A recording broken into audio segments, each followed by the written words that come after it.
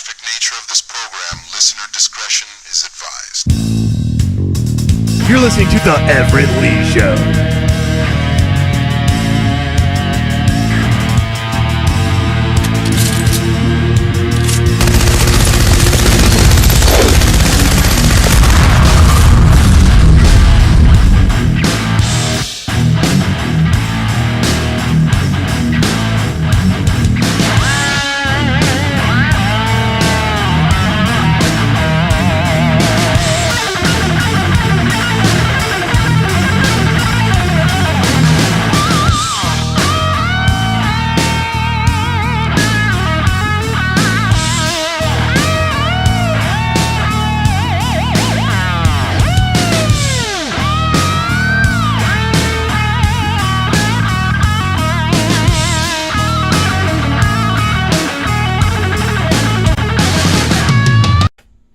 All right, ladies and gentlemen, let's cut the damn music. Everett Lee is live tonight, Wednesday night, ELS live, baby. Joining me tonight on the podcast, as you see, is Mick Shaft is with me Too tonight. sweet me, bro. Too sweet me. And, of course, as always, my partner in crime, he is the voice of the CCE Presents Deland Rock Metal Festival. Any way, any order you want to say it, Chris Carnage. Hey, fans. Glad to be on. Awesome. I heard you like the powerbomb motherfuckers on a thumbtacks. Is that true? Oh, you know it. You know what? It's even better if it's got some gasoline. Hell yeah. Throw a little match, a little fire, makes it exciting. Hell yeah. That's Chris Carnage right there. If you don't know who Chris Carnage is, Chris Carnage will powerbomb a motherfucker through some thumbtacks, y'all. Don't give me a reason. Yeah. Can I get a hell yeah on that? Can Stone Cold get a hell yeah on that? Let's get a super kick up in here, Do bitch. There we go. That's right. Welcome to the Everett Lee Show podcast. Again, quick shout out to all my followers on Twitter. You can follow me at the Everett _Lee, Facebook.com/the Everett Lee. Stop out there and stick that thumb up my ass. Give me the like. Follow Everett Lee. And of course, we have a new website. Ooh. Yes, we do. Ooh. We have a new website. Tell me about it. Tell me. It's a renode. It's just a reload, as Chris mentioned. Chris, what can you mention about the website? Oh, about our wonderful website at everettleeshow.weebly.com. I tell you what, that Joker is awesome from top to bottom, and Chris Carnage doesn't throw that around lightly. You can go on there and get caught up with everything that is Everett Lee Show, everything that is Draft Tuesday, and hey, we got videos on there. We got audio on there. We even got the ELS store up. We got so much on there. It's more room stuff than your body has room for. So you need to make sure that you go over there and check it out. everettleeshow.weebly.com. Right there, ladies and gentlemen, if you're viewing the live stream, I want to give a shout out to everyone. Here is the new website right here, Everett Lee Show. Let's take a look at those sponsors there. What do we got here? Sponsors? Some friends? Yes. Friends? Since I'm right here looking at Yes. the sponsors, check out North Avenue Studios, local and professional audio and video tracking and mixing and mastering. Call or email to book at 386-774-7464. Or send them an email, northavenuestudios@gmail.com. And where's that at, Chris? Orange City, Florida. You got it. Orange. City. And then, of course, you got City Limits, DeLand City Limits Tap Room, the host of Draft Tuesday. At the end of each and every month, we got Draft Tuesday. Tuesday. That's right. You'll never know who's going to show up live on location for Draft Tuesday with Everett Lee and Chris Carnage. And Amazon.com. Yes. Click on the links you see on Amazon that is on the website here. Click on the Amazon links. You buy through Amazon through the website, which helps the Everett Lee Show and this new website. Nice. You know, speaking of Amazon, I just purchased a PlayStation 4 bundle on there this morning for $240. So, you know, pretty cheap on there. Oh, yeah? Yep. That is awesome.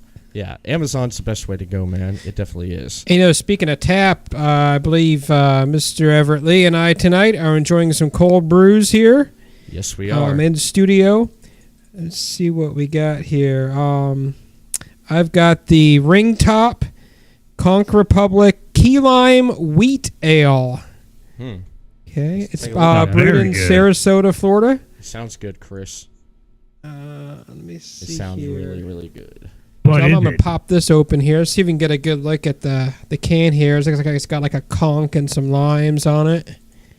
That's CONCH for all you people with hard of hearing. I'm gonna crack this bad boy open. Oh man. And, as you saw at the beginning of the program, I did some adventuring since my last time on the show.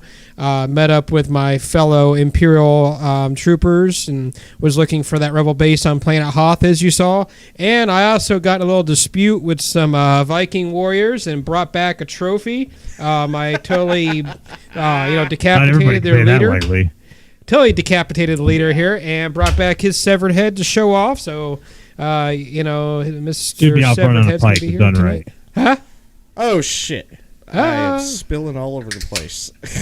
Yeah. Yeah, he's getting too excited about you taking on Vikings. I know, man. He's taking out some Vikings, all right. Oh, that's pretty good. Tastes like key lime. Oh shoot. What'd Yeah, you get? I got this. I got this coffee blonde ale. Let me move our guest picture out of the way. And I just spilled it all over the place. Who's it from? It is from Daughters. Ooh, Daughter's Brewing. Yes, Daughters. Just so you know, you're supposed to get the beer into your mouth. I know, but the thing, it's hard to pull these things off, man. Look how the hell they got this stuff, look at this stuff, man. I mean, look. Really? Come on. It's just crazy bullshit. Well, with all the beer spilling, the Viking head and stuff, I want to ask you, Chris, what the hell have you heard in sports this week? Oh, what has Chris Carnage heard in sports? I tell you what, there's so much going on. Today, though, huge news. As former Patriots running back LeGarrette Blount has signed a one-year deal worth up to $2.8 million to play for Carnage's own Philadelphia Eagles. Wow. Damn. That's right, baby. Fly, Eagles, fly. That is awesome. But what's great about the contract, though, it's base valued at $1.25 million. So honestly, the Eagles were able to get him on a good steal. They have incentives built into the contract that are worth up to $1.55 million. Probably if he has to hit certain rushing totals or play a certain amount of games to be able to claim that. But honestly, you look at it, the Eagles got a steal with LeGarrette Blount. And this is all after the New England Patriots tried to pull a little move themselves only 8 days ago when they put through a May 9th tender, very rarely used, that pretty much locked in LeGarrette Blount to, if he was not able to sign with the team by July 22nd, he would only be able to play for the Patriots and the Patriots alone, which would have Wow. forced his hand. But now he signed with the Eagles. The Patriots will get a compensatory 4th and 5th round draft picks from the NFL, not from the Eagles. So honestly, helps everybody out. But the Eagles get a very physical north-south runner in LeGarrette Blount, who honestly is going to turn some heads in Philly. Nice. Yeah, definitely.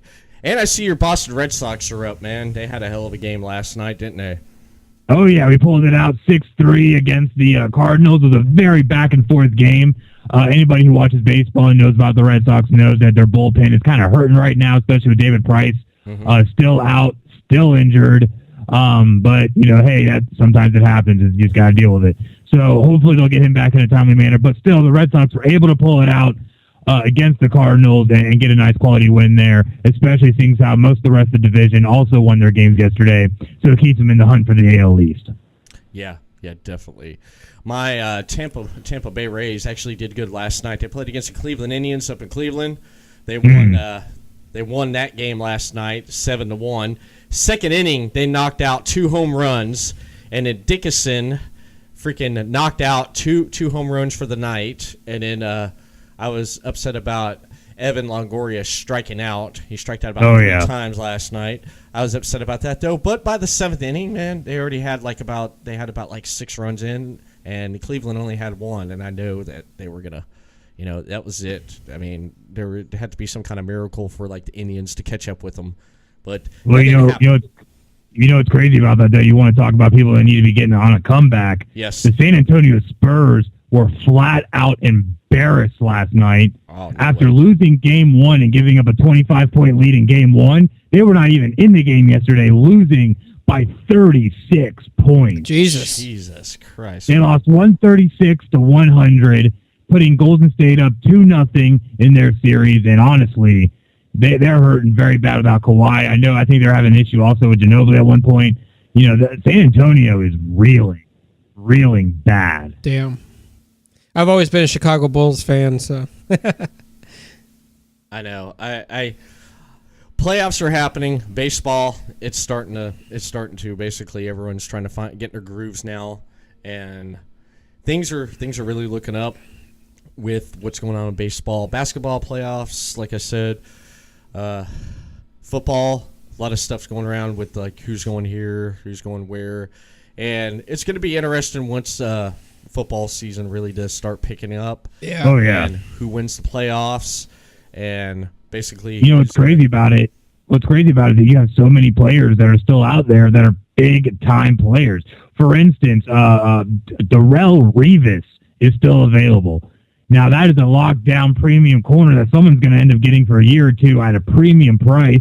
Hopefully it's the Eagles. But still, at the end of the day, though, he's a great talent that still hasn't picked up. Another one is a cornerback McCourty out of who played for the Tennessee Titans. He's still available. So, there's still a lot of time because we're still not even to the voluntary summer workouts yet, and even further away from OTAs. So it's going to be very interesting over the course of the next month once we get into the voluntary workouts. And I know there's been rumblings of certain players that are also going to be holding out for new contracts. I know the Washington Redskins have had a lot of issues with Kirk Cousins and him wanting to leave, seeing how all they want to do is franchise tag him and not actually give him real money. I know the Eagles themselves had Brandon Graham who's threatening a holdout. So we'll see how things work out. Once we get through summer voluntary workouts and we get through OTAs and we get into preseason, I think there we'll be able to start getting a better gauge of what a lot of these teams are going to bring to the table. Yes. It's going to be amazing to see what each of the teams bring to the table and to how everything is going to pan out and stuff. Mm-hmm. I want to give a shout out to everyone that's viewing the chat right now. I want to mention tonight our guest for the podcast tonight is none other than Adolescent Theory. You see right there on the screen. Ooh. Adolescent Theory will be calling in here shortly to talk with us about what's been going on. Not him. That's Todd from last week. Trying to get the promo up. There we go. There's the picture right there. You can throw that one back up if you want to. No. Yeah, they're going to be joining us here pretty soon. They're going to be calling in, Johnny and Chris, and we're going to talk with them, talk about what's going on with Adolescent Theory, man. You should check out Adolescent Theory if you're not familiar with them. And pretty damn good band. Yes, they're definitely a good band. I was listening to them today, and I'll tell you what, they have some really damn good songs, man. Really good songs. Speaking of good songs, you know who's got a really good song is Aleister Black from NXT. He's got an amazing theme song. I like that. It's funny that this man mentions Aleister Black. That guy is making waves right now. Yeah. Yeah, he is. He definitely is. And one thing that we will get into, we'll be talking about what the hell's going on with WWE. We'll be talking about WWE Backlash, NXT Takeover Chicago happening this weekend, what to expect, and much, much more in the wrestling world. But I do want to say, Aleister Black is making waves with WWE creative and officials. And a lot of people are like, what's this guy have? Oh, he does go out there and beats up a jobber, Well, you know what? Give it time. I'd say by the end of the year, Aleister Black will be NXT champion. I'd like to see Aleister Black feud with Eric Young in Sanity. I'd love to see that right there. I'm going to say my prediction is he's going to be on the main roster before the year's out. That's he's already touring with the main roster right now. I think Raw over in the UK. Yeah. He was, and it's because they wanted to build ticket sales up out there. That's what they wanted to do. They wanted to build the ticket sales And so they brought someone that was a well-known name, such as Aleister Black, to build the ticket sales. Because, it's like, oh, WWE's having a live event. Hey, Aleister Black, Tommy Inn's out there? Yeah, I want to go see him. Good marketing right there. To stay on the music subject, next month I'm going to see Iron Maiden again, and opening for them is Ghost. That is awesome. And I don't know if you heard about some of the controversy that's going on with Ghost and stuff recently with the band members and the singer. So apparently one of the old guitarists had come forth and basically spilled the identity of who the lead singer is. And the whole reason is because I guess he had fired everyone in the band and rehired a bunch of people. And supposedly the keyboardist used to be the guy that did keyboards for Korn. So that's pretty cool.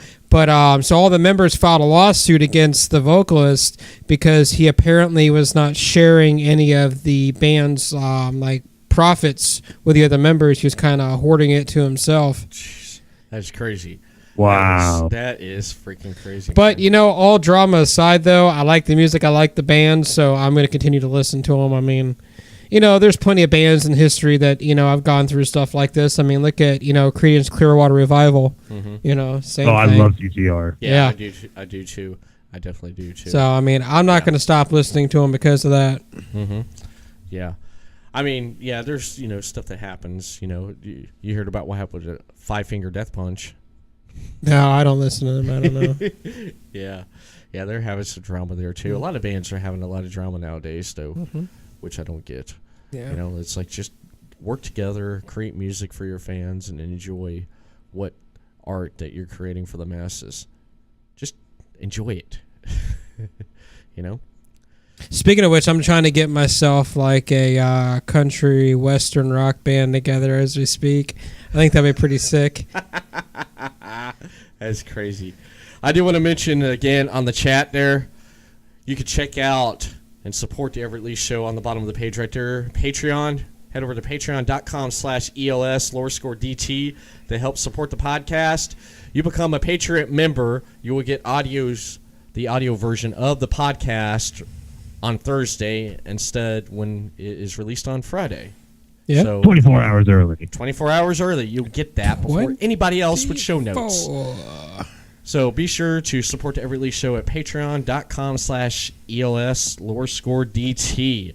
You can pick which tier level you want to donate. If you want to donate $1 a month, that's fine. 5, 10, 20, that's all right. Because the more you donate, the more you get back as a fan. The show for us, me and Chris Carnage, to show you guys how much we appreciate you with a lot of surprises and a lot of gifts and a lot of stuff for signing up on the Patreon page.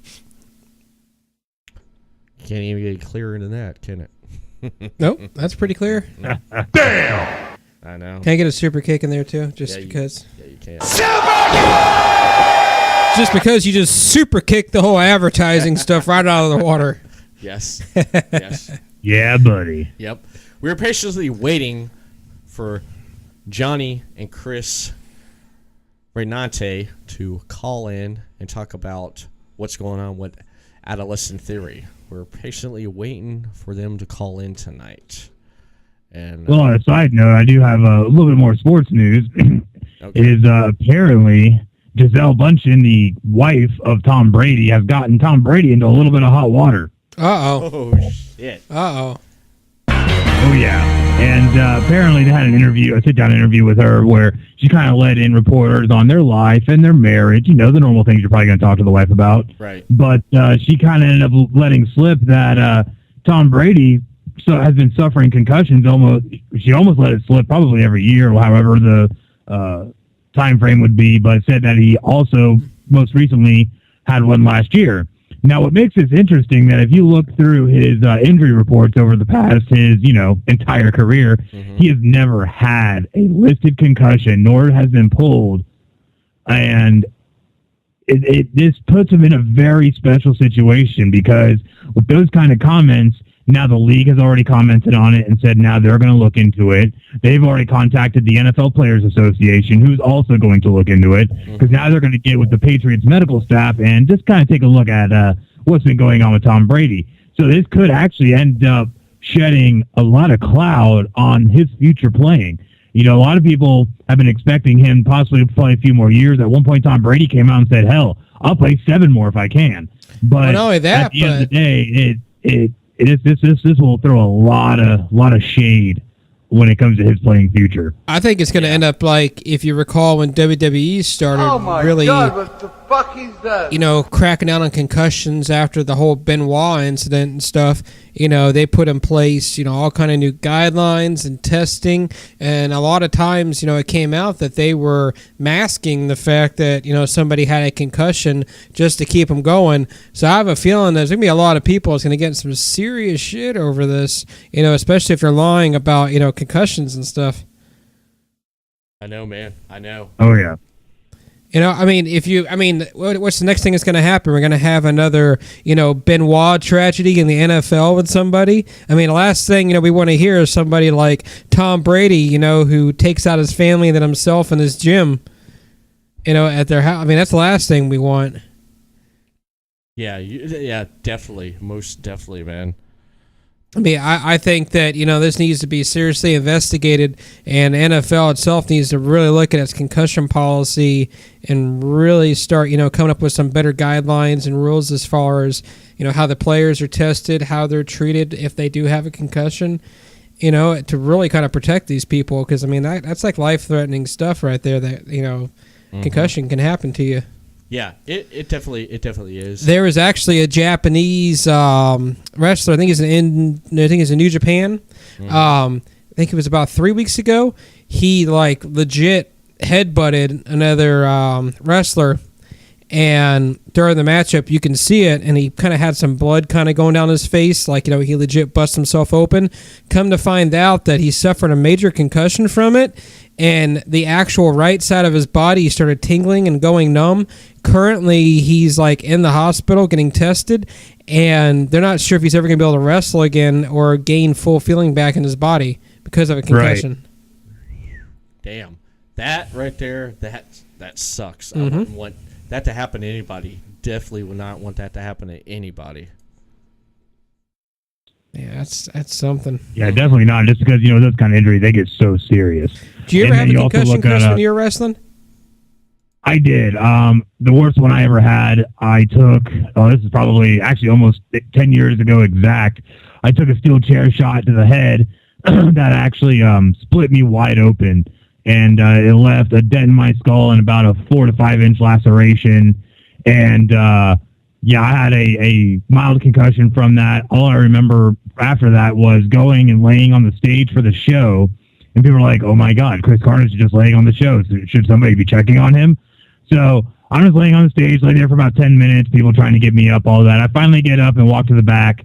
And at that point, though, I felt great. I went, had a beer, you know, sat down, enjoyed the rest of the show.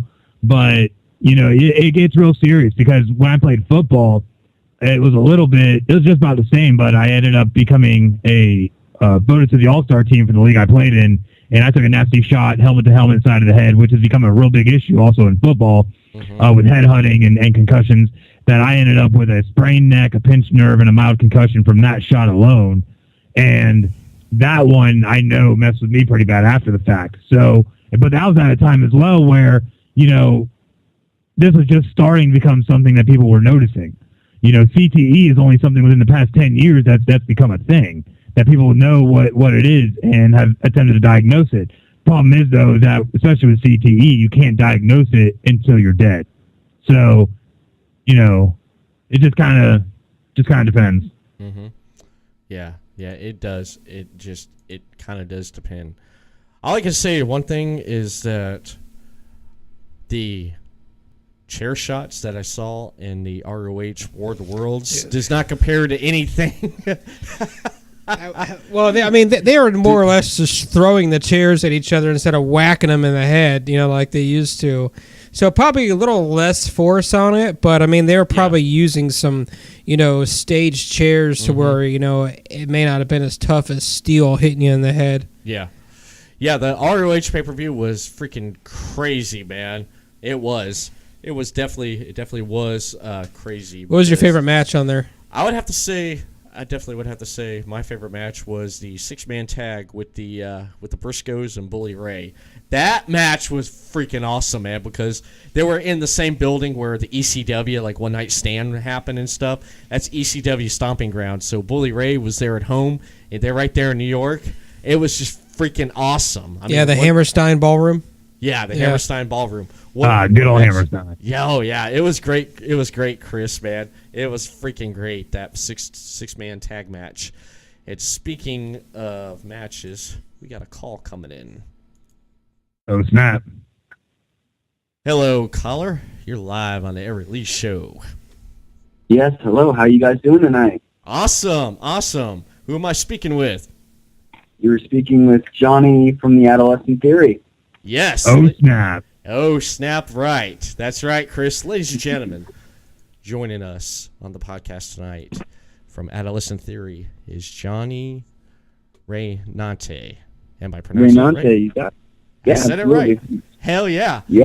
I love the name, man. I love the name. I love how it rolls off your tongue. Reynante. Yeah. What is what's Please love it. Oh, I love it, man. What is that?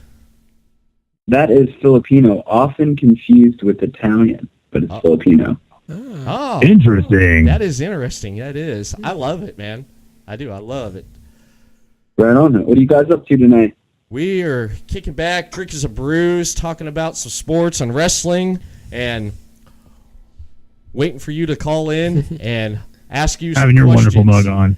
Yeah, we're going to put you in the hot seat tonight, Johnny. No, I'm just kidding. Well, why don't we start off with how did the Adolescent guys, Theory I get just, started?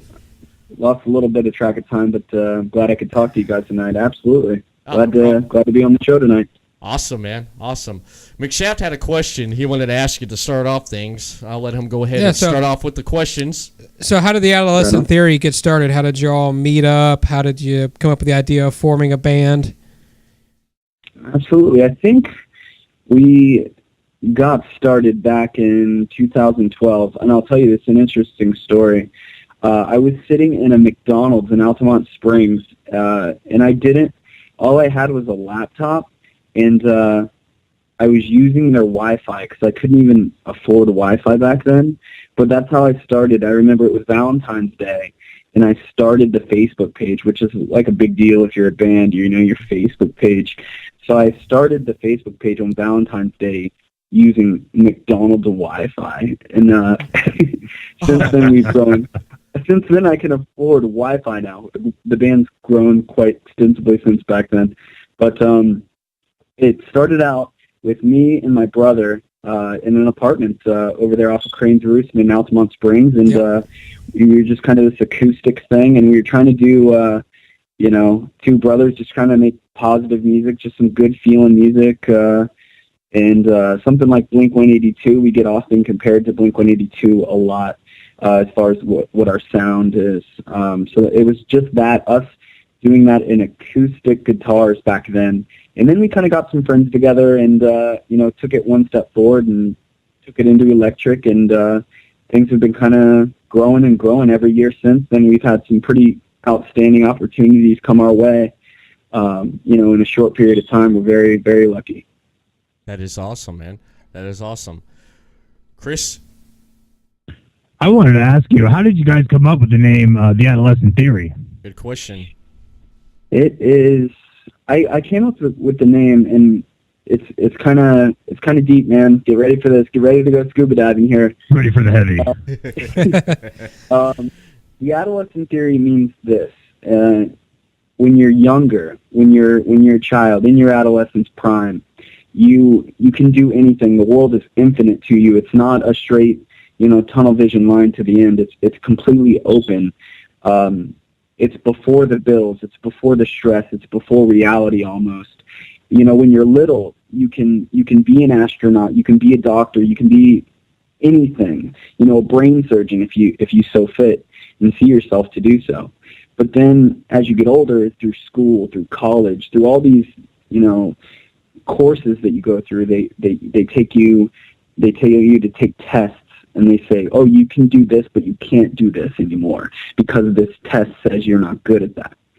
So it's kind of it's kind of going back to that. The music that we're making is going back to that time when it's all open, and it's not, you're only good at doing this, so this is what you're capable of doing in life. If you go this way, you're going to fail. It's finding your way back to the sandbox theory, that lifestyle where everything's completely open. There's no detour. And that's kind of where we shift the music, and that's where we make the music. It's a lot of positive stuff. I mean, we sing about some negative stuff because that's a part of it too along the road, but that's where the name comes from. The Adolescent Theory is catapulting yourself back to that time that I was just telling you about for minutes at a time while we're making the music. And if we can do that in our music, we can disconnect people from their phones, we can disconnect them from their life while they're at our show. And I think some people are just, making music to make music because it's a fun, cool thing to do on a Saturday night. We have a pretty big message behind what we're doing. It's a lot of pressure there. That's awesome, honestly. That is awesome. And it's good that you have a message, a positive message behind the band and what they're trying to do for the fans. I mean, you gotta have that, man. You definitely do. And that is awesome that you're speaking to the fans with a good message and drawing them in, because I listened to your songs today, and I was on your Reverb Nation page, and all I got to say is I listened to the tracks you got on there. Man, I did, like you said earlier, I did think about Blink-182, but then I was kind of throwing back to some indie rock alternative, which was pretty cool. Yeah, definitely, man. That's great. If we can my goal is if we can make somebody feel something, that's we've won. Like if you listen to our music and feel, even I don't know, you don't have to have your hair stand up or anything like that. But if you listen to a song, somebody once told me a long time ago, some people can buy, listen to music and they can only make it through one song or two songs, and that's fine. But I think in this period of time, 2017, there's so much static, there's so much noise. Everybody has a computer, so everybody can do, to make music. So it's so much harder to break through that static of just noise. So to understand what we're trying to do, you have to listen to, it takes listening to 12 songs or, the whole album to kind of feel for it rather than just two songs. So that's great, man. I'm glad you listened to it. I'm glad you liked it. And the thing about that is, a lot of our social networking stuff is it's not even up to date. There's so much cool things that we're working on that we haven't even updated yet because it's just so much out there, and there's so many different social networkings, and do you put it on iTunes, do you put it on Spotify, or do you just kind of put it on Bandcamp to sell it? There's all these different things that you got to take into account. So we try to give as much away for free as possible. Honestly, we all have career jobs, so we are able. Thankfully we are able to give a lot of stuff away, give, our music away for free. And that's a cool feeling. Some people don't get to do that, but it's really cool to just give it away. Oh, yeah. Yeah, definitely. Most definitely. McShaft? So as far as the band goes, what kind of future plans do you have? You're going to do some, big music videos, go on some tours? I mean, what's the future for the Adolescent Theory? Right now, we're in the process of touring an album that we just released. We just released an EP last September. We had a CD release show at House of Blues, and we damn near sold it out. I don't know if we sold it out, but we damn near sold it out. At one point, there were one point in the night, and a good friend of mine told me this in good faith. He told me at one point of the night they were not letting people in. So House of Blues. Wow. Orlando Rock shows. If you've ever been, it's a free show. All the bands are local, and you just go out there and you support these bands that get on this huge, gigantic stage of House of Blues that not a lot of people get an opportunity to go on. So you just go to these O-Rock shows, and it's a free ticket. It's just a good time. If you ever get the opportunity to go to an Orlando Rock show, I definitely recommend you guys to do it. But at one point, a good friend of mine told me, goes outside for a cigarette or something like that, and they wouldn't let him back in for it at one time because they were at maximum capacity at that time. I don't know if it was like that through the whole night because people come, people go. But I just thought that was cool because we are unsigned. We don't have this big gigantic label behind us. Everything's DIY. So that was really cool. We are touring that album that we released. It's called No Hard Feelings. It's not. I don't think it's fully out on the interweb for digital stuff right now. But it is always at our shows and stuff like that. We have some stuff online and on iTunes, but this album that I'm talking about is not currently. But things coming up. We are playing July 30th in Cocoa at Riverfront Park with POD. Oh, nice. Dude. Yeah. Awesome. Very nice. That is we are co-headlining that festival with them. It's the Blue Moon Festival. Do any of you guys drink Blue Moon beer? Oh yeah, yes. definitely. I love Blue Moon. For sure. Yeah, definitely. Absolutely. I will be in a grand tour bus, hopefully, and I'm going to be drinking all the free Blue Moon beer before the show. Just Let's see getting if I got that plastered. off. This is a lucky guy here. Oh yeah, that is lucky, man. We do love Blue Moon, man. We do love Blue Moon. I love with Blue Moon. I did try the cappuccino oatmeal stout. Oh yeah, we had that for Draft Tuesday. I saw that. Is it good? Oh yeah, really good? It definitely is good. It definitely is good. Okay. It is. Right on. It is. Yeah, so we got that coming up. That's we got another big show in Sanford coming up that I can't announce yet, but it's another pretty good opportunity that we got, and it's another international big name act. So it'll be a packed show down at the West End, I think. West End Trading Company. Yeah. Right. And we love West End. Sanford's a cool place. If you ever get out there, if you've never been to West End, it's one of the cooler bars in Sanford, Florida. So we got that show and then the POD show coming up right now. I think after that we're touring up to Nashville sometime in the fall. Oh, awesome. And, Very good. yeah, we figured this.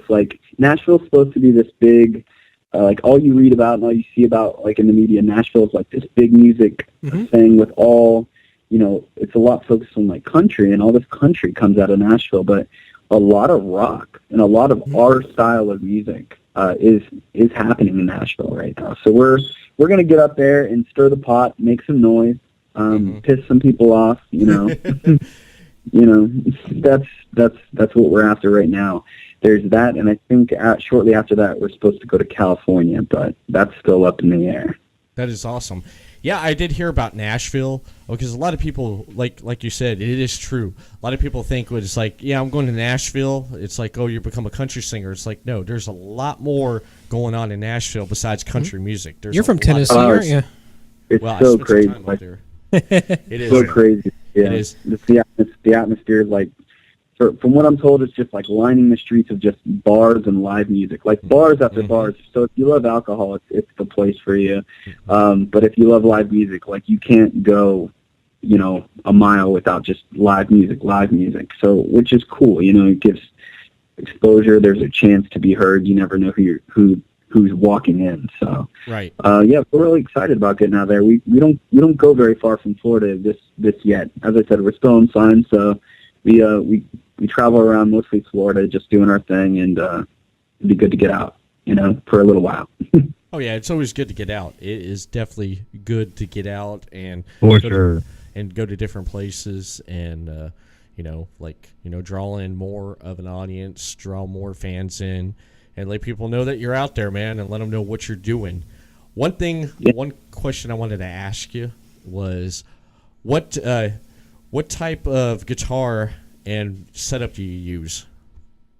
I actually am no longer playing guitar. I used to, but I am no longer playing guitar. I actually miss it, and I own more guitars than the guitarists in my band, actually.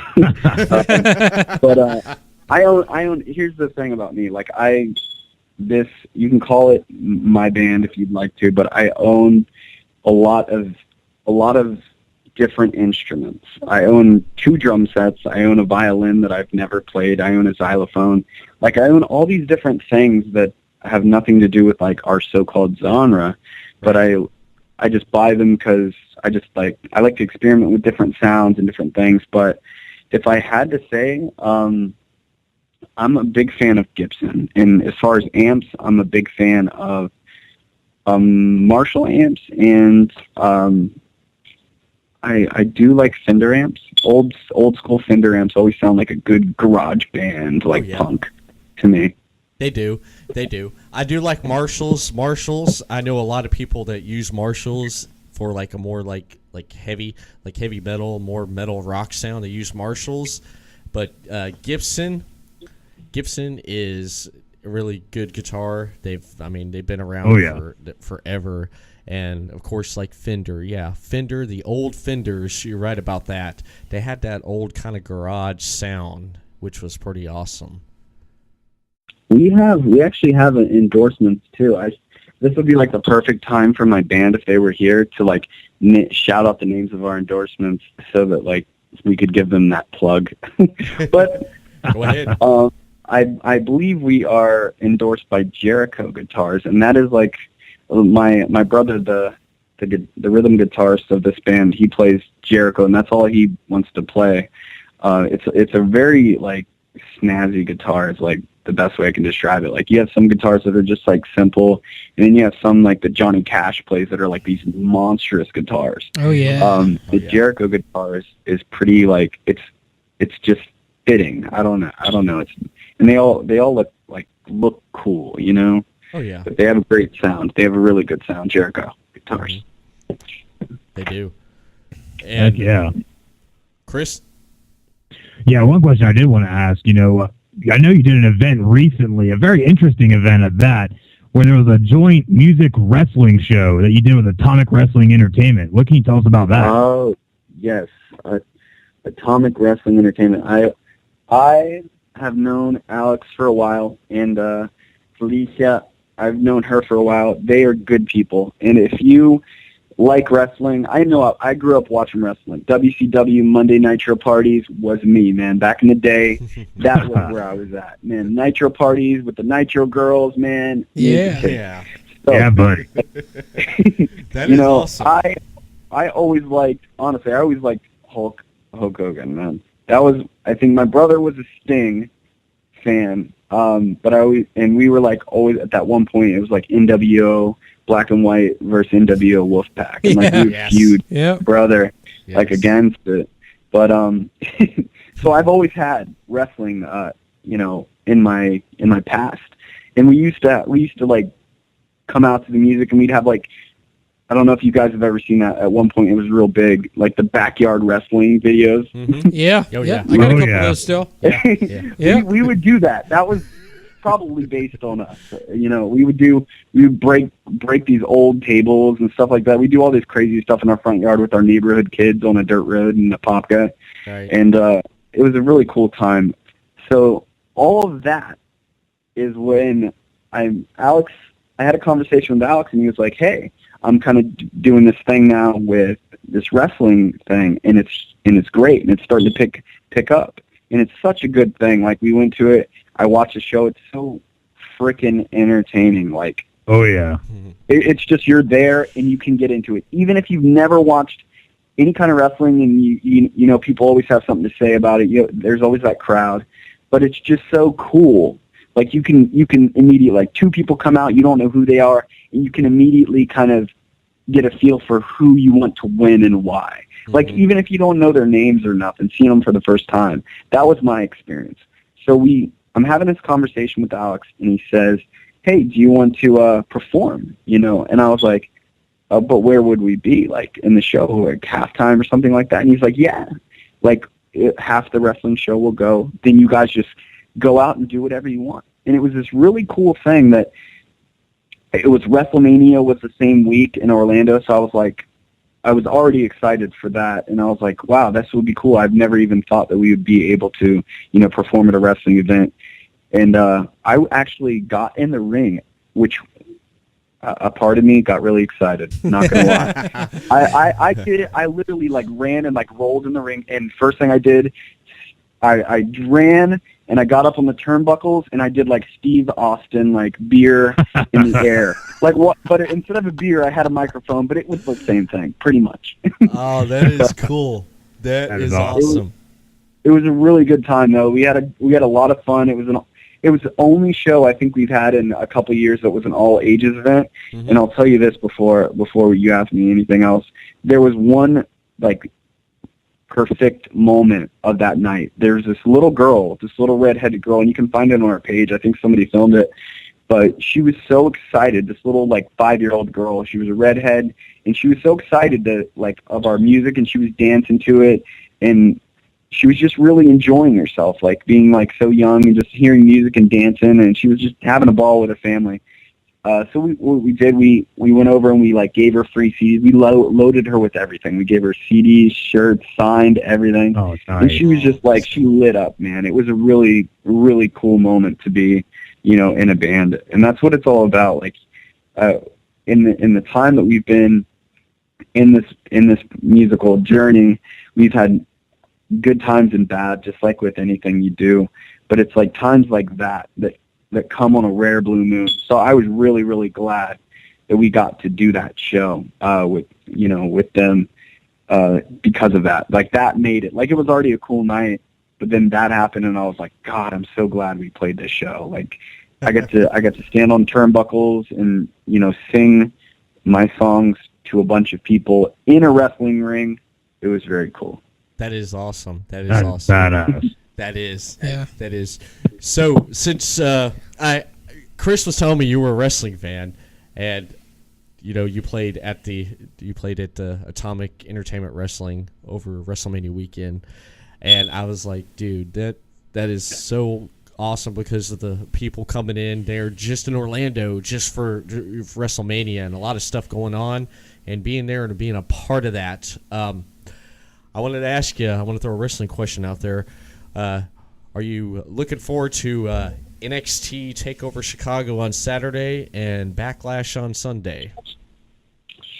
I've heard that those things are happening. I'm keeping an eye out. See, I live by my phone, and I have so many things. I found that as I get older, I don't make my schedule, and I have no time. That's I don't make my schedule anymore, and I don't have any time. Those are the two biggest problems I have in my life.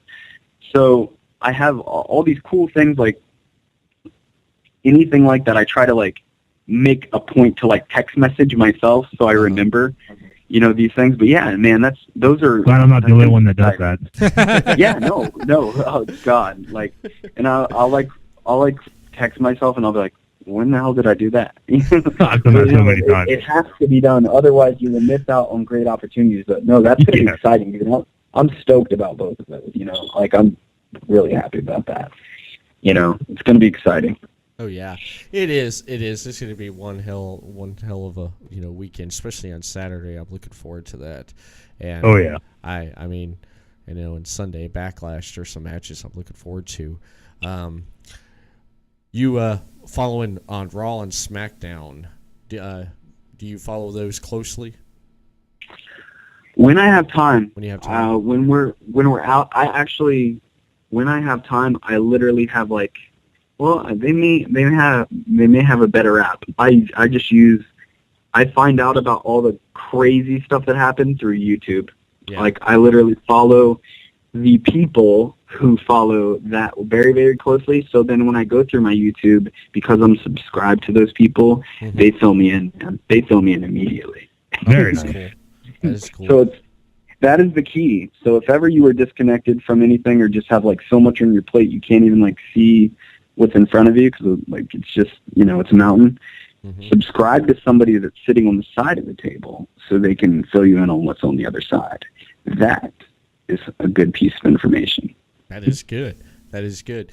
What are you listening to? What bands you listening to? I am actually, what am I listening to? My Spotify, the last thing I was listening to was Band of Horses.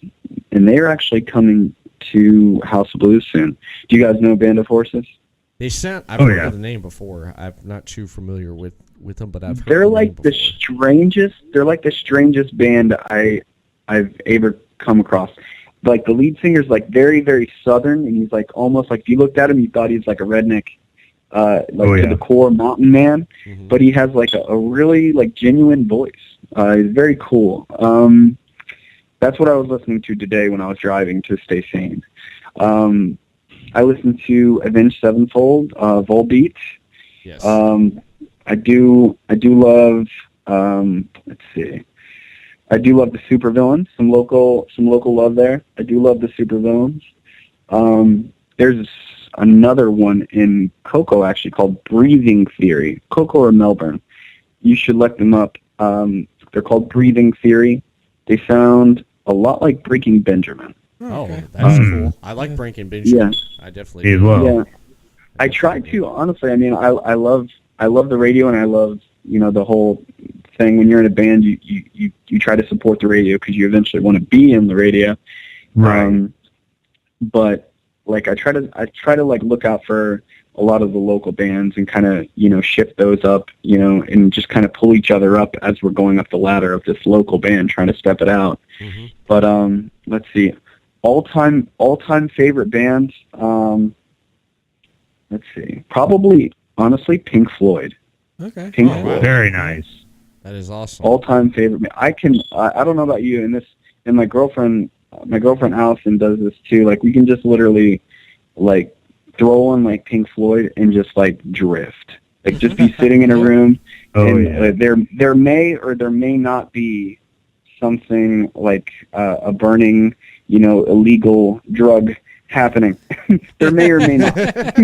But Behind closed doors. if you throw on the right Pink Floyd, man, you can literally just woo-saw your way to like in and out of any problem, man. It's great. What are you guys' favorite band? Since we're on that, what are you guys' favorite band to listen to? Like your go-to band? My go-to I got band. too many go-tos. My go-to band would have to be Slipknot. I like Slipknot. Wow. I love Oh Slipknot. yeah, that is a good one. I love I like Slipknot. Slipknot. My go-to band is the legendary Tampa death metal band Obituary. Very Very nice. Yeah. Very nice. I think I have Obituary.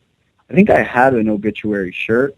I don't know if it was them, but it damn sure said Obituary. And it was all cool. So it might have been them. And I don't even know how I got that shirt, but I used to rock it all the time. It doesn't fit me anymore. I was a young guy then. But My no, go-to that would have to be probably that had to be old school Metallica. One of the first 4 albums. Very nice. I love some Metallica. What do you think about their new stuff? First and foremost. Well, when you go I got a through lot and you of look friends. over, when you look over the last 17 years, like Saint Anger, obviously, Saint Anger is going to be the lowest part of that totem pole, in my opinion. But with the newest stuff they've been doing, honestly, it hasn't been that bad. It really sounds like they're trying to get to that old sound that they used to have. I know they were trying to play around with D, but now they're back in drop C. But I think they're getting there. But they're a band, honestly, that's on the back 9. So it's just cool to still see them trying to pump out original music. Mm-hmm. Yeah, definitely. No, I definitely dig some Metallica, man. Metallica and AC/DC are the hell yeah. Metallica, AC/DC, and ZZ Top. One of like the top 3 bands that you can literally get in your car. Doesn't matter what you drive. You can get in your car and you can like haul so much ass. Doesn't matter where you're going. And you just feel like free. Like you just feel like you have no bounds on this earth. Like I don't know how to explain that, but like that's how I feel when I listen to like that kind of music. Just you. Oh yeah, that's the feeling I would get. Because back in the day, I used to own an old '92 Camaro, and I would just get in that Joker and I would blast usually Injustice for All album and just drive. Yes, Yeah, that is good the times. plan. Yeah, no, for sure, man. Good times. Oh yeah, yeah. And Justice for All, Metallica. I love Metallica, man. Metallica Oh, yeah. just kicks. I mean, Metallica kicks. They're actually going to be coming into town soon, too. Oh yeah, yeah. They definitely are. They are, right? I did see Yep. something like that. Who's on tour with them? I think is it Avenged Sevenfold and and Volbeat? I thought I Volbeat. saw that. Yeah. Yep. Yeah, and Gonna the be, I ticket think, July prices 7th. are a very hefty price for that one. Yeah, that's the only reason I'm not going. That's the thing. You gotta wait. See, that should be a show that big. I think that's at the. It's not called the TD Waterhouse Center anymore. Actually, I think, are they doing that outdoor at Camping World, or are they going to do it at Amway? No, they're doing Amway. Amway. Yeah. See, here's what you do. You get in with the staff of Amway. Whoever is like the guy on like Saturday that's like cleaning out the trash or something, and you make friends with him. Whatever his name is, he is the guy that's going to get you into a Metallica show inside that trash can.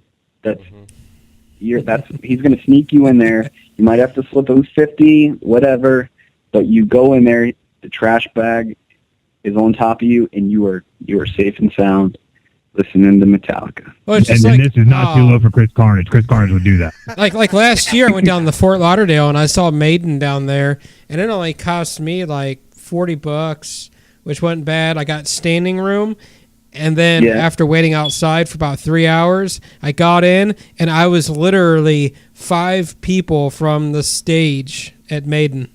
Oh, wow. Yeah, he was. He definitely was. that makes a 3 hour wait well worth it. I'll tell you that. Absolutely. Oh yeah, yeah. It definitely does. Right on, you guys. You guys are cool, man. This is the first time Chris reached out to me and told me about you guys. I looked up you guys. You guys are really cool, man. I wish you guys all the best of luck in what you do. This is it's been a lot of fun. Oh yeah, talking to you guys. Absolutely. Yeah, it definitely We really has. appreciate it. It definitely has. Anything you wanna plug out there before we close? Yeah.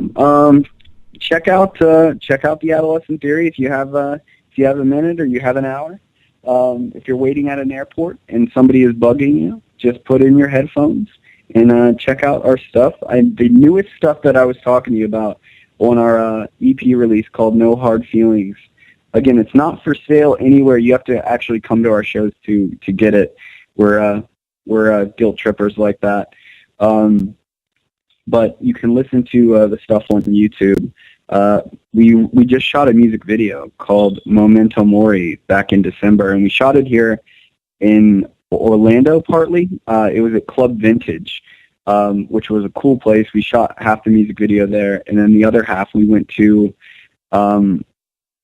damn near out in Chiliota / Osteen, and we found this boneyard, and we almost thought we had to go to St. Augustine because we were looking for just gutted 747s that were just like wires hanging, just crashed planes.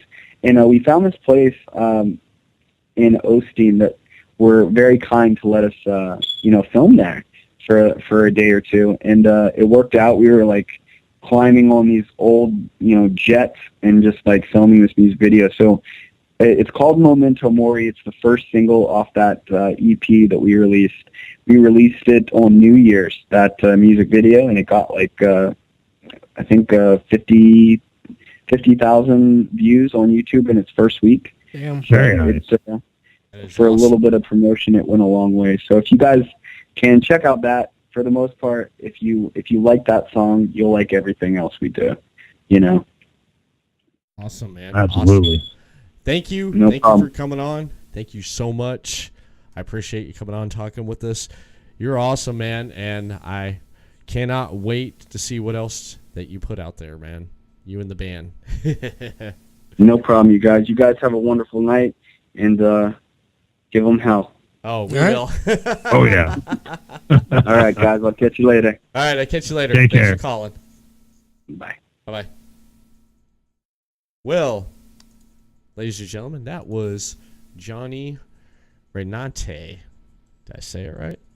From Adolescent Theory. Reynante, Yes. yeah. Oh, Reynante. look at that. I know, man. I know.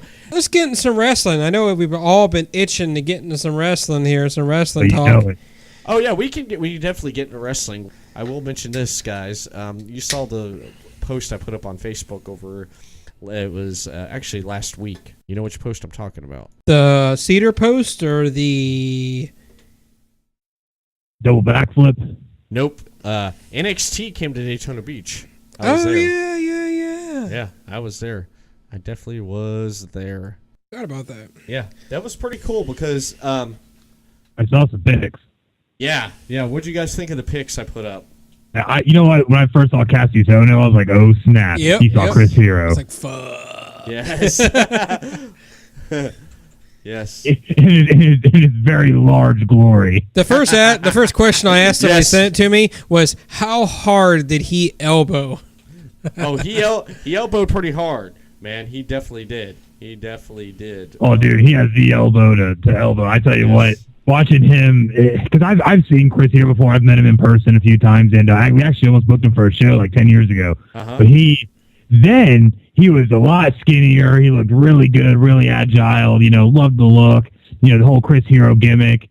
And then he kind of fell off the radar for me. Maybe it was just me. I got involved in a lot of things. So when he finally resurfaced and I saw him again, he's like this big, fat, chubby running around. I'm like, But he's what still the hell agile. happened to Chris Hero? He's still agile though. Yeah, what blows my mind is I was so worried when I saw how big he was. I'm like, I don't think he's going to be that agile anymore. And then sure enough, he went out there moving like he was 10 years ago. And I was like, well, no worry there. Yep. Ring of Honor War of the Worlds cross-promotional pay-per-view between New Japan Pro Wrestling and Ring of Honor talent. Everett Lee, what did you think? I thought it was freaking awesome. I definitely did think it was awesome. I did like the Jay White and Will Ospreay match. Yeah. The match of the night right there. That was my favorite match. My second favorite match was the Bully Ray and the Briscoes 6-man tag match. I loved that. Carnage, do you think that this pay-per-view was better than WWE Payback? Yes. And then honestly, it's just because you don't see New Japan or ROH putting the reins on the wrestlers quite as much as WWE does. It's like I told Everett Lee earlier. I said, I think the reason that WWE scales back, their wrestling and stuff, is because they make up for it by offering so much extra stuff to compensate for it. Like all your special shows, all this kind of stuff, like, the ride-along, the backstage stuff. But that is also a lot really about storyline as well. The storyline elements and the work they put into it is usually very grandiose. So, the amount of work they put in, because they, at the end of the day, it's approached like a TV show. It's not approached like how wrestling used to be, even, say 10 or 15 years ago in the WWE. And I think that's where Ring of Honor hits on the mark, is the fact that they don't go out with these fancy videos and fancy, storyline promos and stuff. Yep. They get in the ring, they have some promos they cut, and they basically show it all in their wrestling abilities, which outshines WWE. And what's funny about that, you say that, is that, New Japan's the same way. But you look at how WWE used to be. They used to let their storytelling be told through their wrestling rather than promo work and backstage segments. Exactly. And that's what I love about ROH, is just that the wrestling quality is so much more entertaining that I don't care if they've, did a House of Horrors match with all this special video equipment and a house. I don't care that somebody got a refrigerator thrown on top of them. I care that you got two guys in the ring fighting and you're throwing some vicious knees and elbows and you're doing 450s off the top rope and really telling your story that way. Exactly. And that's how wrestling's supposed to be told. It's supposed to be told through physicality and through spots. It's not meant to be necessarily solely based on this gimmicky crap, because I love that you mentioned the House of Horrors match. That match was the biggest load of crap I have ever seen. And I thought maybe I was being critical until I found video from people that were there in the arena booing because they're like, what the hell is this crap? Yep. Yeah. They tried to take a combination of Final Deletion and the Roddy Piper Goldust Hollywood Backyard Brawl and combine it into this monstrosity of a match. They did. I mean, Payback did not compare to what freaking what the Ring of Honor War of the Worlds was. I mean, it just basically, this pay-per-view blew it out of the water for an indie wrestling show. It was good from start to finish. And I got to say one of my favorite things out of that was the swerve that we saw with the Bullet Club with Adam Cole and the Young Bucks, which you didn't see coming. You know what I mean? Now, if you follow their web series on YouTube, Being the Elite, you would see how they set that whole entire storyline up. It's like an extra to it. Oh, yeah. Absolutely. And honestly, I was shocked. You know, whoever thought that they were going to kick out Adam Cole, but I feel like with them doing that, they kind of possibly gave way to where Adam Cole may be heading next. Mm-hmm. Yeah, because if you actually look at it, you look at it this way, okay? Every person that was in the Bullet Club, okay, that's in WWE right now, okay? You might have to refresh my memory on this, but Carl Anderson and Luke Gallows, okay? AJ Styles, let's back it up. AJ Styles, when AJ Styles left the Bullet Club to go to WWE, they did the same thing. Bullet Club beat his ass down, okay? Did they do the same thing with Gallows and Anderson? No, they didn't. Okay, they didn't. But AJ, they beat his ass down, and then he ended up in WWE. Okay, Adam Cole gets his ass kicked, and then, of course, like you said, you probably may know where he may be ending up at. He may be ending up in NXT, which is rumored right now. The rumor is that Adam Cole will be heading to NXT sometime soon. And to kind of reverse things, word is that coming from WWE and NXT to Ring of Honor is the former Simon Gotch, now called Simon Grimm. Supposedly has signed with Ring of Honor. He was backstage at the pay-per-view Friday. So there you go. I mean, one going to WWE, one going to Ring of Honor. Yeah, I think that's amazing. Old swap out. Oh yeah, yeah. I like to see him. I like to see. Who would you like to see Simon Grimm feud with in Ring of Honor? Honestly, there's a lot of people he could feud with, but honestly, I always thought that he was an extremely talented individual, so you could put him with any number of people and be able to get quality matches. Mm-hmm. Oh, hey, breaking news. They just officially announced another match for NXT TakeOver Chicago. Yes, I do want to jump into that. Eric Young has officially accepted Roderick Strong's challenge. So Roderick Strong and Eric Young will officially fight at NXT TakeOver Chicago. It's so crazy to hear those names together in NXT. NXT. We're going to have 5 amazing matches that night. Well, one thing I want to say. That will steal the weekend. Oh, yeah. Just saying. Throwing it out there. But, catching back to Ring of Honor, what did you think about the Marty Scurll, Matt Sydal match, or Marty Scurll just in general? Honestly, I thought it was pretty decent.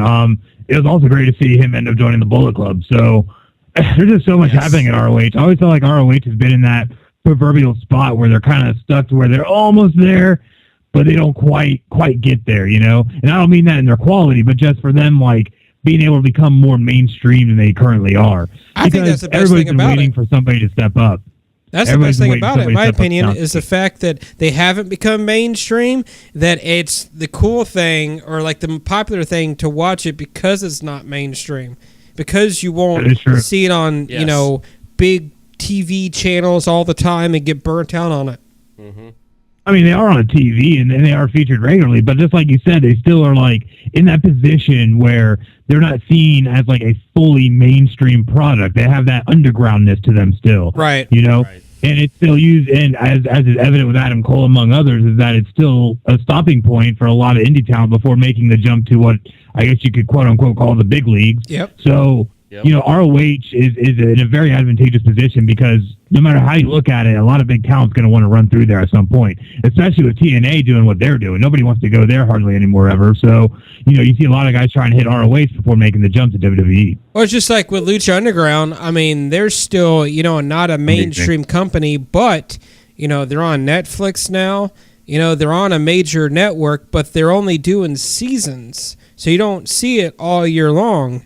That's true, but there's a reason they have it that way, and it's something I actually had to learn from Mrs. Carnage, because Mrs. Carnage is theater, and with Mexican theater, there's a certain way they like to present it, and it carries over into wrestling. Yes. So it's presented in that fashion. So it gives it a whole nother dynamic. It's funny. I actually had never watched Lucha Underground until it hit Netflix. Oh, really?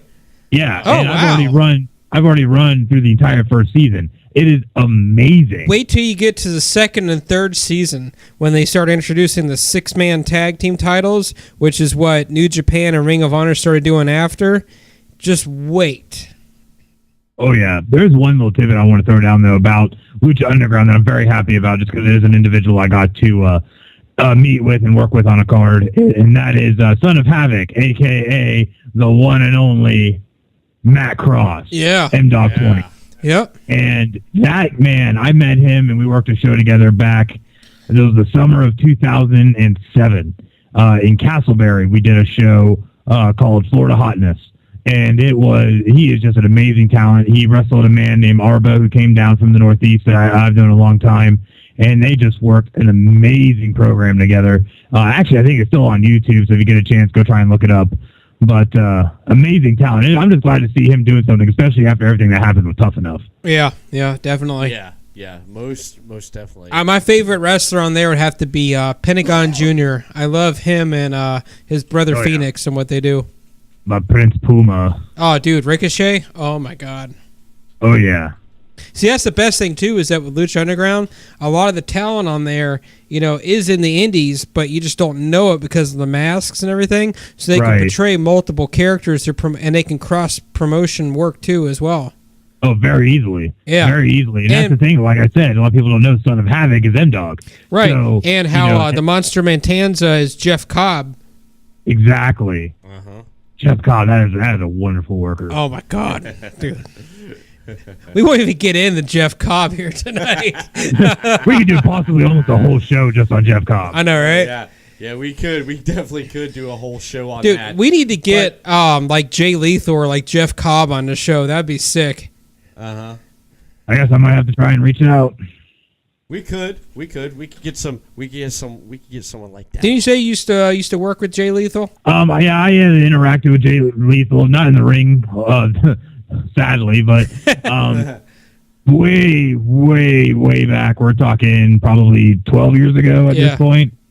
Jay Lethal started out in Connecticut with a lot of guys that I ran with back in the indie scene. And he's an amazing wrestler, and obviously it's just become more amazing as time went on, but he's also an amazing human being. He's very, very humble, very, very warm, very nice person. And he respects the business, he respects who he works with, no matter how big or small you are. So he's always just such a great guy. And I've heard that has done nothing but just carry on. Speaking of indies, we're talking a lot about indie wrestling here. There was some major controversy lately with Randy Orton making some comments on Twitter, I think it was, or social media page. Everett, can you pull that up here real quick? So he says, every indie match now, handshake, drawn-out move exchange, this is awesome chant, strike change, dive, no sell, indie strong style, dive, more strikes, no sells, dive, flippy floppy sequence, dive, hit everyone from their finisher, and then fight forever, rinse and repeat until every move is useless, means nothing, dive, take unsafe shot that looks like shit and hurts like hell, roll up finish, handshake, hug, boom, done. So I guess everyone is pretty much like firing back at him over these quote-unquote dive chants, to the point to where Will Ospreay even has a shirt now at his web store called, it says in the front of the shirt, ... dive. I've even seen, I'm a dive guy. Oh and, my God, what the fuck is that? I know, right? So apparently he's dissing everyone that likes to dive out of the ring all the time. Yeah. Yeah. He has like people basically just started like ripping, just going into talking about this. I mean, a lot of wrestlers started getting upset. And I did have this up earlier. I was trying to look for it, though. But that was basically what happened. Dave Bautista, he basically, he commented on this, too. And he said, basically, from Twitter, he said, that's my guy. Hashtag evolution, twitter.com, Randy Orton. And I think he even quoted like some words as far as Randy Orton saying like he just finished up his European tour with like $5 million and 11 dates. Oh, I saw that. And how, like doesn't equate to standing room only with 150 people at $8 an hour, and that he's putting asses in seats and everything. I mean, so he's really starting some shit here. Well, here's the thing with all that is that at the end of the day, Randy Orton is saying the right thing, but in the wrong way. Because to a certain extent, I agree with him. There is, when you're in the WWE, you're on a whole nother playing field. Because at that point, you now are becoming what is the lore of wrestling. Now, not saying indie guys don't have their own spot in that, but at the end of the day, people that are working in the indies are the ones who are still trying to work their way up. But that is something Randy Orton knows nothing about. Right. And that's why we end up in these type of situations. Because Randy Orton is a third-generation superstar who never worked an indie in his life. Every single bit of blood, sweat, and tears has been dropped on WWE mats. So at the end of the day, he has no idea what it's like to work up through the ranks, what it's like to work the territories, what it's like to work the indie promotions all around the world to help get him to the place that he is now. He doesn't understand that because it was handed to him. You know what kind of got me? Guys like Will Ospreay, though, work their ass off night in and night out all around the world, and is the best at what they do and are still trying to break in. What kind of got look me? at how long it took AJ Styles to break into the WWE. I was reading this article. Literally considered the best wrestler in the world. Did you hear about Al Snow? What happened to him this past week? Apparently what happened with Al Snow is that everyone's freaking out because he was arrested. Well, come to find out, what had happened was 3 years ago, he had gotten a citation for having a tail light out and just never paid it because this is some city he's probably never going to be in. I know. And so he was ironically back in the city, and the cop was buying Rana's tag, saw he had a warrant, arrested him, but it was only a $200 and something fine, so he paid it, like $220, and he was out within a couple hours. So it was some big, just blown up situation. But what isn't a big blown up situation I'm kind of stoked on is Kevin Thorne, if you remember him from the WWE's version of ECW, the vampire guy. He is going to be bringing back his character that never went anywhere in WWE to the indies, to one of his shows, Mordecai, if you remember that. Oh, yeah. Yeah, he's going to bring back that character to one of his indie shows. You want to know what's funny that you bring that up? Because also recently news hit that his former manager, Sherry Martinez, has officially retired from wrestling and will no longer be taking any more bookings. Wow, I always loved her. Yeah, she's going to finish out her dates, and that's it. Wow. See, I thought they could have done so much more with his character, too, when he was in ECW. Oh, yeah. But they just threw him in ECW because they didn't know what to do with him. And at that time, they were so loaded with talent, it wasn't even funny. Mm-hmm. So, yeah, with kind ECW... of just stuck in a rock and hard place. Yeah, when they brought back ECW, WWE brought back ECW, and Paul Heyman tried to run. They gave it back. Vince was like, "All right, here, Paul, take ECW and run it." Okay, do you remember ECW was killing Monday Night Raw and SmackDown in the ratings, and then WWE stepped in and basically, they had people like Kevin Thorne in there. CM Punk was in there and a bunch of other people. Do you remember this ECW zombie? I just got to throw that out there. Yeah. How about the Kelly exposés? Oh yeah, Kelly. Woohoo! I hate to say Which apparently she might be coming back. Damn! Yeah, Kelly. There's rumor mill. Oh yeah, Kelly's rumored to be coming back. There's who's the other one? There's another one that was supposed to be rumored to coming back. They're trying to... the rumor is that the women's division is actually kind of stalling. So now they're trying to find older talent to try and reinfuse it with some familiar faces. Oh, yeah. Speaking of familiar faces, everyone obviously knows John Cena and, was it, I think it was Nikki Bella, Brie Bella? Nikki Cena? Yeah. So apparently Raw and SmackDown, they've redone their opening sequences, their videos. And ironically, SmackDown, who was notably absent from the opening video, was John Cena and Nikki Bella. However, Chris Jericho is still in the video. That and crazy? Kevin Owens cut a promo as hosting the highlight reel this past Thursday night. Yeah. That was yeah, that was And that was very entertaining. yeah, that was entertaining right there with Kevin Owens. It definitely was.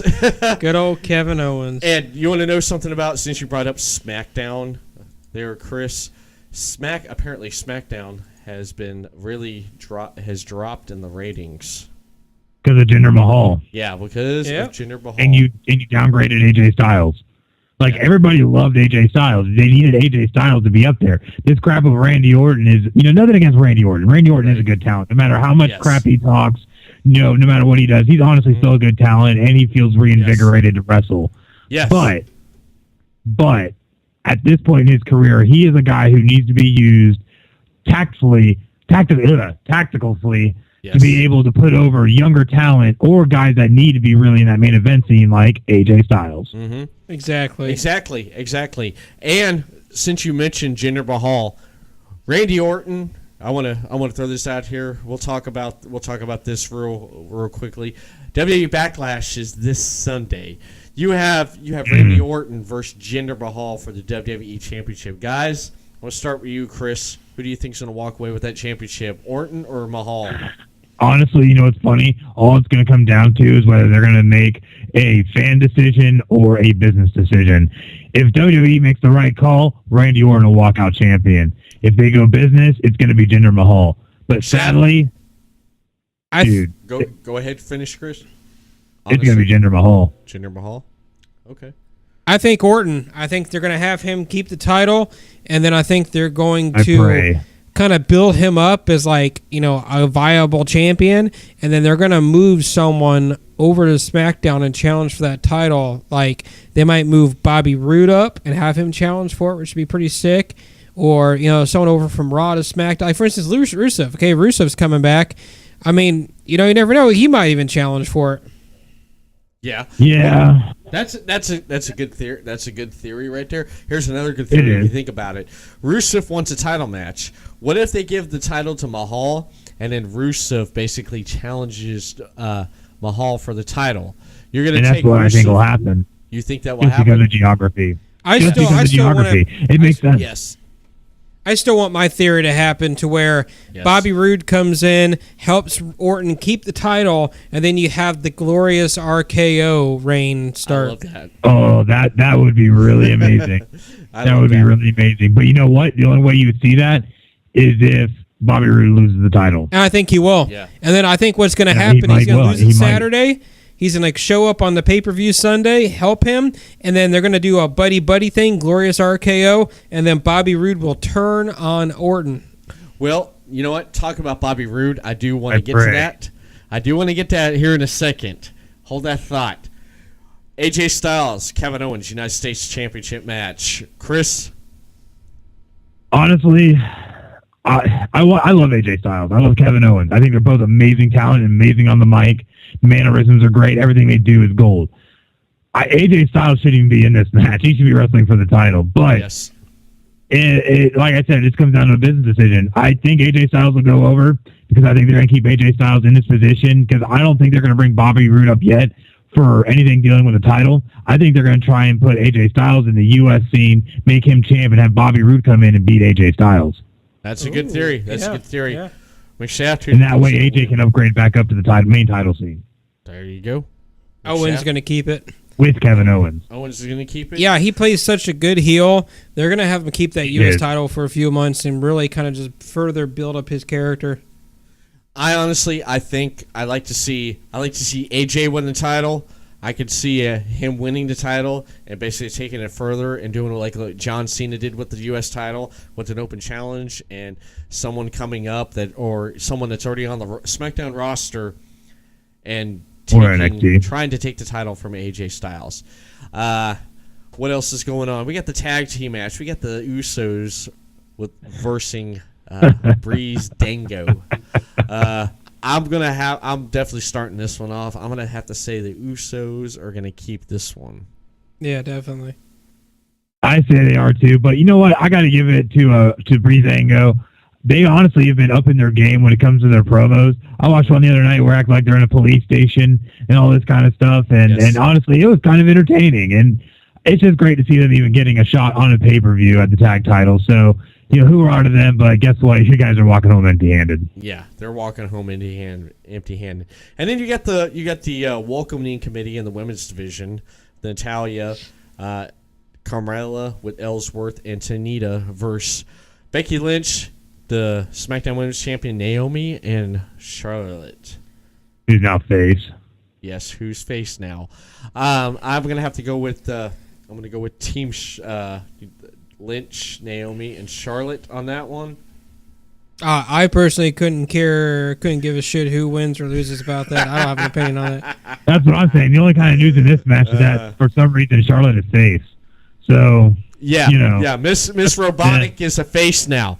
I am Charlotte. I am the greatest Miss, champion. I got my naked pictures released on the internet. Oh! Show us some flair. Damage control. I'm afraid I've got Oh, man, but there's one match we need to talk about. The one I feel might be the match to steal the show. Yes.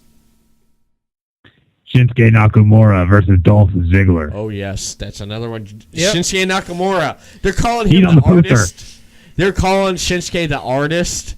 All right. I like how they do it, though. Yeah, well, this is I gotta throw this out here Because When he's NXT the artist of fucking people up with his feet. When NXT was in Daytona Beach, Chris, when NXT was in Daytona Beach, I was sitting there and they were talking about past champions, and they said, "How about the artist of Shinsuke Nakamura?" And I said, "No, he's the king of strong style, not the artist." Yeah, get and it they right. Looked This is over NXT. at me. Well, yeah. They kind of looked over at me like, "What?" It's like, yeah, and I'm not going to go into this rant, though, but I will mention this. It kind of aggravated me Monday Night Raw, where Seth Rollins facing Bray Wyatt, and they're like, for the first time ever, Seth Rollins will face Bray Wyatt. No, not the first time he faced Bray Wyatt, because he faced Bray Wyatt already when the Shield and the Wyatt family faced each other. I'm telling you. Well, I tell you what, I think we should get to the better of the two, which is going to be NXT TakeOver Chicago. I think we should go over those matches instead, because honestly, besides the AJ Styles, Kevin Owens, and Nakamura match, I really couldn't give a shit about the rest of the pay-per-view. Honestly, he doesn't lie. So let me ask you this, Carnage. Between Tyler Bate and the Bruiserweight, Pete Dunne, who do you think is going to come out with the UK Championship? Oh, that is going to be good. That one is going to be good. Honestly, I hope it's Pete Dunne. Pete Dunne is a bruiser, bro. I love him. I really love him. I hope Pete Dunne fucking... I feel like he really is going to walk out as champion. I hope Pete Dunne kicks and elbows the shit out of Tyler Bate and gets that title. I cannot wait. I really hope so. Everett, what do you think? I'm going to have to go with Pete Dunne. I am definitely going to have to go with Pete Dunne. Tyler Bates held on to this title. He's a good champion. He was amazing in the UK Championship match. And the story they put behind with him and Pete Dunne, unfinished business is the way I look at it. And I could see Pete Dunne walking out of here with the UK Championship. Next up, we have Tag Team Championship Ladder Match, DIY, Authors of Pain. Who do you think? Just from the mismatch, look of it, it's really hard to want to pick DIY. But honestly, I really hope DIY walks out with it, because I love DIY. They are extremely entertaining, and I feel like they should. But honestly, it's probably going to be Authors of Pain. Yeah, I do. I'm going to have to go with the Authors of Pain, because one thing I do like about this match is that DIY, ever since they lost the tag team titles, have been trying to get them back. At the time, the Revival was still in NXT, and the Revival basically has been jumping in there and been wanting the tag team titles back. Okay, now since the Revival is gone, it's just DIY. DIY now has a clear shot to try to get the titles back, but I do have a feeling, and I'll say that the Authors of Pain are going to retain, and it's because of this. There's another tag team that I saw that was impressive during the NXT live event in Daytona. You know which tag team I'm talking about, don't you? They're pretty heavy. The Wild Samoans? Heavy Machinery. That's who I'm talking about. I can see Heavy Machinery because they're building these guys pretty big, like the Authors. And it's going to be one hell of a match of like the Giants versus each other with the size differential of, well, not really any size differential. You correct me there. I'm probably wrong. Differentiation? Yeah. I don't know how I'm trying to say this. All I'm saying is Size difference. You're gonna have, you Clash of the Titans. You're going to have that right there. There you go. Now, what do you think about the now triple threat match for the women's championship? Asuka, Ruby Riott, and Nikki Cross. Do you think that Asuka's going to lose that title without getting pinned or submitted? Nope. Honestly, I think she keeps her undefeated streak alive and she wins. Mm-hmm. I still don't. I still think they're not going to pull the trigger on her yet. No. Asuka, yeah. I'm not saying no about what you're saying. Yes, I am agreeing what you were saying, Chris. Yes. Asuka's not going to lose the title. I'm not saying no about that. Asuka is going to keep the title. Yes. Asuka's going to keep it. Yeah? Yeah. Yeah? Because Is that the question I'm asking you? Asuka, I'll tell you why Asuka's going to keep it. Asuka's going to keep it all the way up till SummerSlam. You know who she's going to lose the title to at SummerSlam? Ember Moon. Ember Moon. Yes, that is one of the rumors and what people has talked about. But they've already fought once before, and Asuka, messed her up pretty good. Well, you know what? Honestly, I think they're going to give it a big comeback kind of story. They are. Ember Moon is going to come back, and she's going to take the NXT Women's Championship. She's going to take that championship. I could see Asuka debuting up on the main roster, SmackDown or Raw, it don't matter, after SummerSlam. She'll dominate. Yes. What happened with Bayley? When did she debut on the roster? After SummerSlam? Did she? Yeah. Okay. Yeah. Am I right about that, Chris? That sounds about right. Yeah. Yeah, she Takeover Brooklyn. Yeah, after Takeover Brooklyn, when she lost the title, she debuted on the following night on Monday Night Raw. Now, what do you think about the heavyweight championship? Bobby Roode and Hideo Itami, a.k.a. Kenta. Mr. Shoulder Surgery himself. Take this one, Chris. Start it off. Honestly, I hope Itami takes it because I want to see Bobby Roode finally get moved up. Either way, no matter how you look at it, Hideo Itami versus Bobby Roode is going to be one hell of a match. It's going to be extremely entertaining. They're going to be able to pander the crowds like no other, and it's really what's going to be the extreme topping on the cake, so to speak, for this entire pay-per-view. Yes, definitely.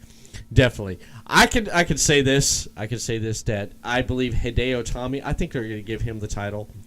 And I do agree he will walk out of there as champion. Bobby Roode. You think? Yes. I have a feeling that WWE pretty much considers Itami to be too injury prone right now, and I don't think they're going to give him the title yet. Okay, unless they feel confident, that's the only thing you can look at. Yes. Look at he's a great Ziggler. talent. It was a freak injury. When they gave Ziggler, the title, he had a concussion. He had him drop the title. He came back, got injured again, and then they haven't really put, a big name title on him since. Well, that is true. Yeah, that's true. That's true. But you gotta keep in mind that's Vince McMahon's WWE, not Triple H's NXT. Right. Exactly. Okay, you say Hideo. You say Bobby Roode. I say Hideo is going to get the title. Hideo is going to get the title, okay, because the push that he was supposed to have, he never did get because he got injured. Exactly. And it was because if Hideo did not get injured, Hideo would have got the push that Finn Balor got. I hate to say that. Exactly. He would have got the push. He would have got the push Finn Balor Great minds got. think alike. Yes. Since he got injured, if he didn't get injured, he would have got that push.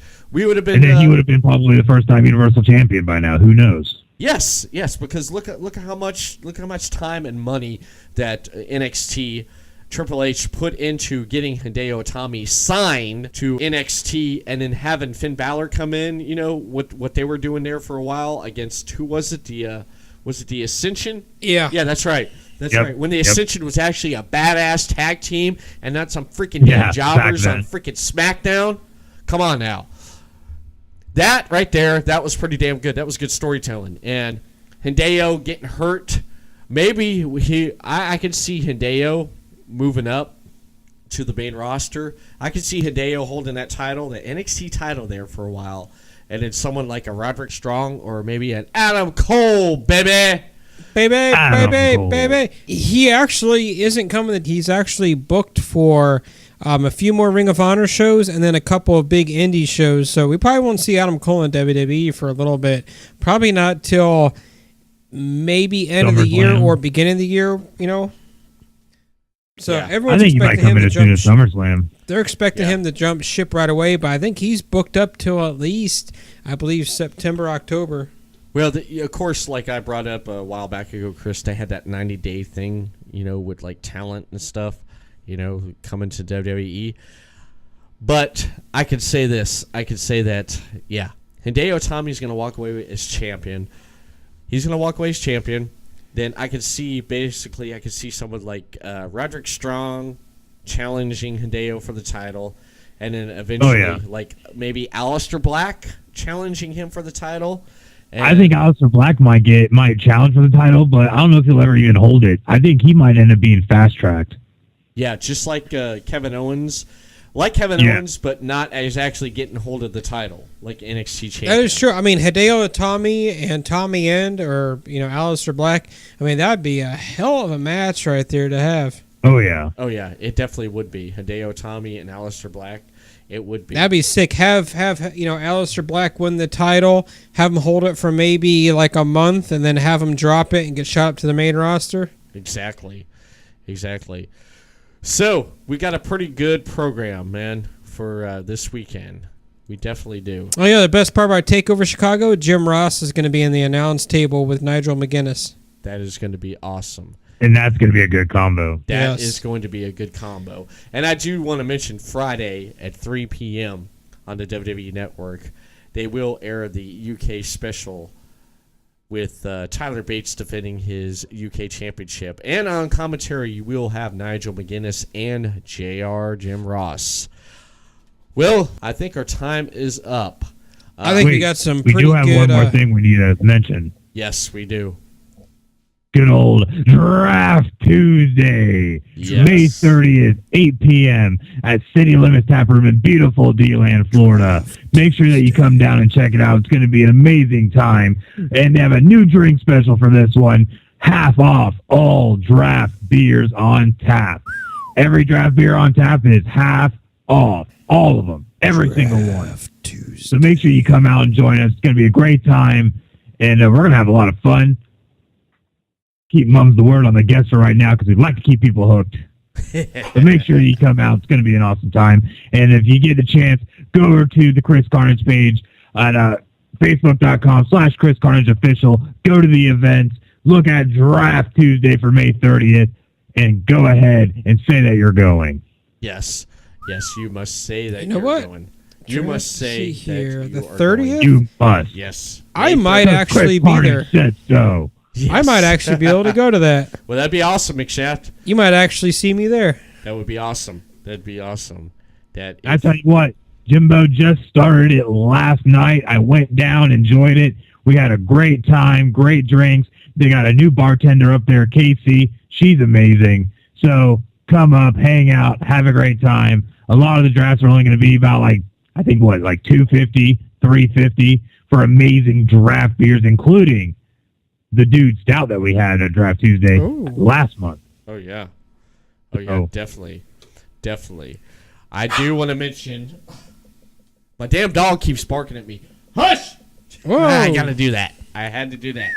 Quit barking. He's trying to cut a promo on you. He's trying to challenge you. Can't cut a promo. Can't cut a promo. I'm sorry. I had to do that. He's sitting right there. He's been being good, and he's sitting there just looking at me. You just need to look at him. Okay. I do want to mention this right here. I want to thank you guys for coming on here as always and talking like we do. McShaft, you coming on when you can and talking. Chris Carnage, each and every week is so awesome talking with you, doing this podcast of the Everett Lee Show. I do want to mention that you need to check out friends of our show. You need to check out North Avenue Studios, local and professional audio and video tracking, mixing, and mastering. Call or email today to book now at 386-774-7464. Or send them an email, northavenuestudios@gmail.com. And where are they at, Chris? Orange City, Florida. Orange City, Florida. Orange. How to build that one up. Yes. DeLand City Limits Tap Room. The home, an official home of Draft Tuesday. Just like Chris Carnage just mentioned. Draft Tuesday will be there at City Limits, the official home. You never know what or who or how or why anyone will show up. Maybe Macho Man. At Draft Tuesday at City Limits Tap Room in DeLand, Florida. Also, check out Amazon.com. Go to Amazon.com through our new official website. And what is that, Chris? Our new official website, EverettLeeShow.weebly.com. Make sure you go over there, check it out. We have any and all things that you would need that would be dealing with Everett Lee Show, with Draft Tuesday, with Everett Lee, with Chris Carnage. We even got Mick Shaftface on there, believe it or not. Ooh, look at so that. go over there, check it out. A lot of great stuff there, and we're continually upgrading it to try and bring you the best product that we can. Yes, we are. Yes, you are. You can also listen to the audio version of this podcast. Head over to everettleeshow.libsyn.com to check out the audio version. Audio version will come out on Fridays. Patreon members, head over to patreon.com/ELS_DT. You become a Patreon member, you will get the audio podcast on Thursday, 24 hours early before anybody else by donating 1, 5, 10, 20. Pick a tier, you will get that, and you will get many, many more gifts as we give back to you for being a Patreon member. And don't forget, you're also on Stitcher Radio. That's right, Yeah. Randy Savage, Stitcher.com, podcast Everett Lee Show. Head over to Stitcher Radio. Download that app for your smartphone or tablet to listen to Everett Lee Show. iTunes. Everett Lee Show is on iTunes. Give us a 5-star rating. Give us a review and let us know what you think. Give us something positive. And that right there, I think, is about it. Actually, no, it's not. Huh? Where can they find JK, out? there's more. Yes, there is more. But there's more. Where can they find out more about Chris Carnage at? Ooh. Chris Carnage, you want to know more about Chris Carnage? I wanna Just know. go to Facebook.com/Chris Carnage Official and keep up with all the latest news dealing with Chris Carnage, including CCE Presents and the Everett Lee Show. You can also catch me on Twitter @Planet Carnage for all the same stuff because I'm awesome and I share everything. But hey, I can't do everything because I can only do some video games at twitch.tv/Chris Carnage Official. Come watch me play some Madden, Call of Duty, Forza, Halo, Battlefront, WWE 2K16. Just saying. Go I've out always there wanted to and know what check it Chris out. Carnage has for breakfast. I'll tell you what he has. Will that be up there too? You know, you should I do don't know, like I tell you what. you should do like a Chris Carnage like dietary plan for people that want to get in shape. Just yell at them the food they need to be eating. Yes. You didn't open up your day with some wheat toast, some awesome boiled eggs. Oh, I could do this forever. There you go. Awesome, guys. Hashtag hype cheese. I want to thank Johnny Reynante for coming on the show for Adolescent Theory. I want to thank everyone that viewed the failed attempt to live stream tonight. I want to thank Chris Carnage. I want to thank Chris Shaft. I want to thank your dog. Yeah, Yeah. that's part of it. You know what I mean? That's just part of it. Well, guys, Everett Lee signing off. Everyone have a good night. We'll see you again next week.